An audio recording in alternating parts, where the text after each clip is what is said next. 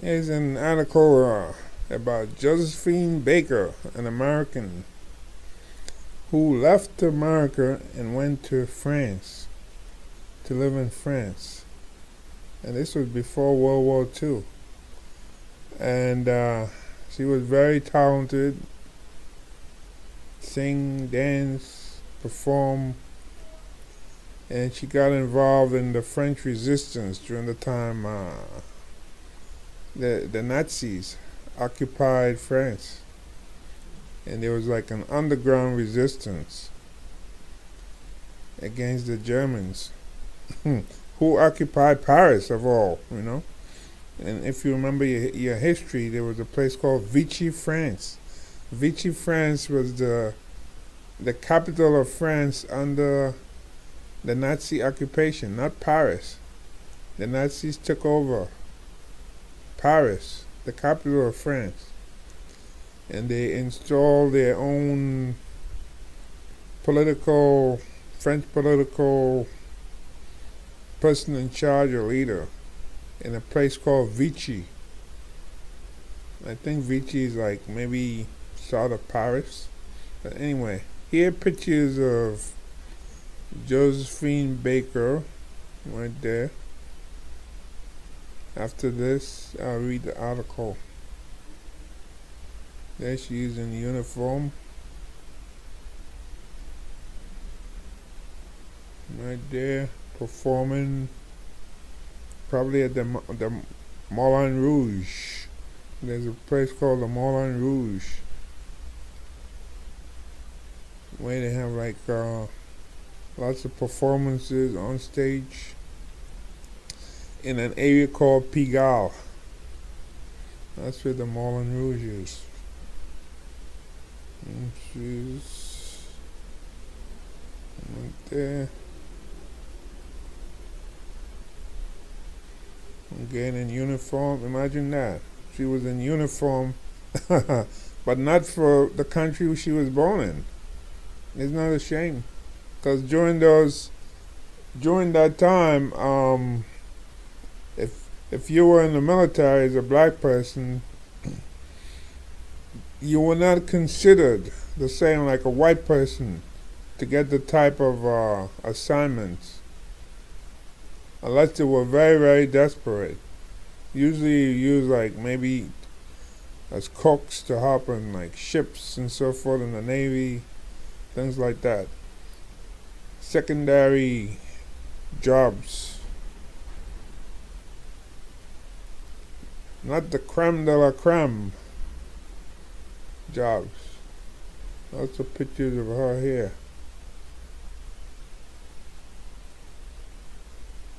Now, the article only has one picture of her, but I found this so people can really see how this woman looked. You see, right there, performing, right there. And she was able to go to France, and France didn't have any kind of like Jim Crow. Of course, France had its colonies, and you know, we don't want to get into the stuff they did during their days of slavery, like in Haiti and so forth. They were very brutal in Haiti, and Haiti was able to overthrow them. I think that was around 1804, 1805.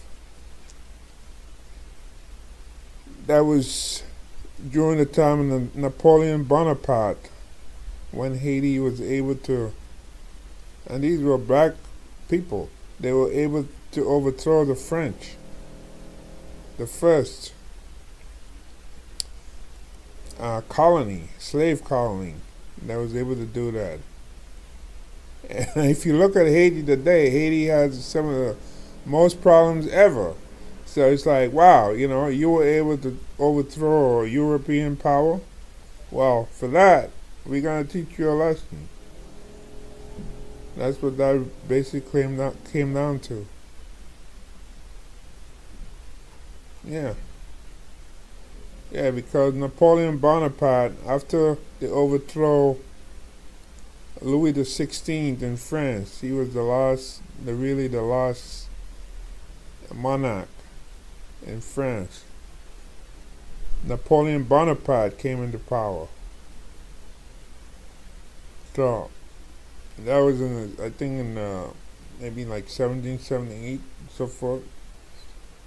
And then you had Napoleon came along after, and then he got involved in a series of war in Europe. Even back then, going into Russia, he attacked Russia. Okay, so let's get to the article here. So Josephine Baker will be reburied in the Pantheon in Paris. Now, what's the Pantheon? Right there. Le Parisien newspaper reported on Sunday that French President Emmanuel Macron decided to organize a ceremony on November 30th, which is today, at the Parisian Monument, which houses the remains of the scientist Marie Curie, the French philosopher Voltaire. Voltaire was alive during the French Revolution. The writer Victor Hugo, who wrote the Hunchback of Notre Dame. That's a famous play, and other figures of the country. The presidential palace confirmed the newspaper's report. After her death in 1975, Baker was buried in Monaco, dressed in a French military uniform that bore the medal she received for her role in the French resistance during the war. Baker will be the 5th woman to be honored with a burial at the Pantheon, and will also be the first artist to receive the distinction. Holocaust survivor Simone Veil, one of France's most respected politicians, was buried in the Pantheon in 2018. The other women are two who fought with the French resistance during World War II, Germaine Tillion and Genevieve de Gaillet Antonios, and Curie, winner of the Nobel Prize in Chemistry. The monument also has the remains of 72 men. Born in St. Louis, Missouri, Baker became a superstar in the 1930s, especially in France, where she moved in 1925 as she sought to escape racism and segregation in the United States.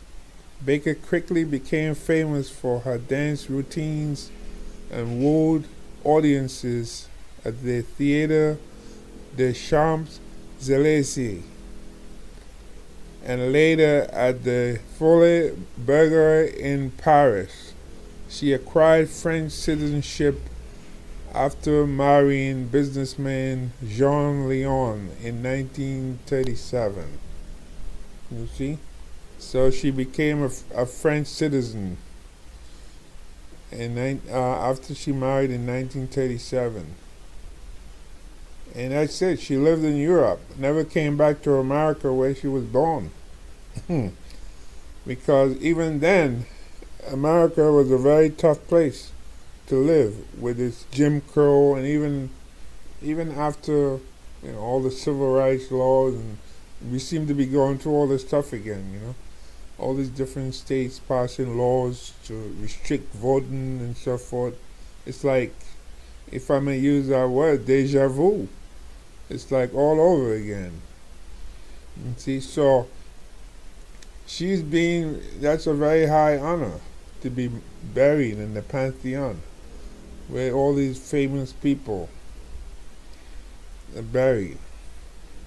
And let me just say this, as somebody who been to France, and I used to go over there in the 1990, the French, they're not that easy.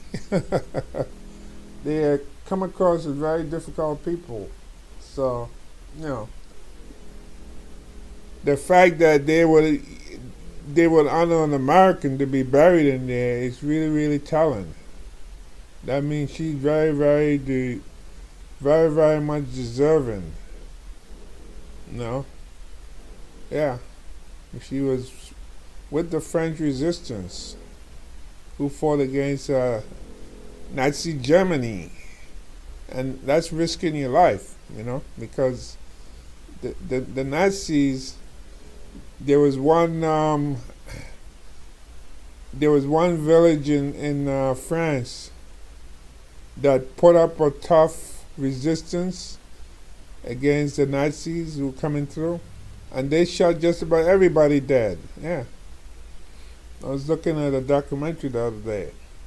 Just about everything that was alive was shot dead. But the Nazis didn't really care. They didn't care about war crimes because they believed that they were going to win the war. That's why they didn't care. So, if they had won the war and they had conquered Europe, who was going to put them in trial? No one.